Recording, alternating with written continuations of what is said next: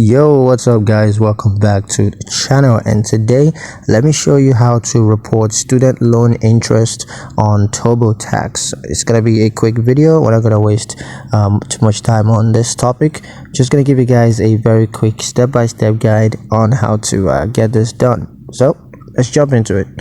Now the first step, of course, is going to be to gather necessary documents. That's the first step.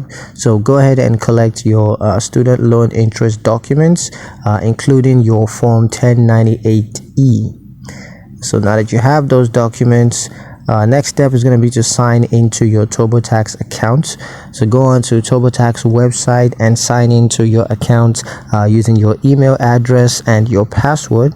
And once you sign into your account, you're just going to select the tax year that you want to report your student loan interest for.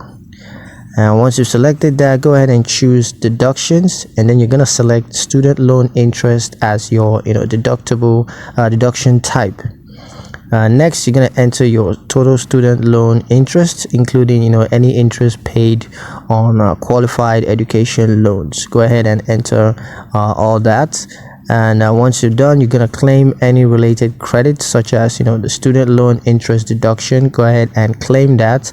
And the final step is going to be to review your student loan interest report, just to make sure that everything is accurate and all the details are correct. And if it is, just go ahead and submit it to the IRS, and they're going to take care of the rest from there. So yeah, that's pretty much it on how to report student loan interest on Turbotax. I hope you guys liked the video. Hope you found the information useful enough. If you did, like the video, comment down below, let me know what you thought. Share the video with your friends and subscribe to the channel if you haven't done so already. And I'll see you guys in the next one.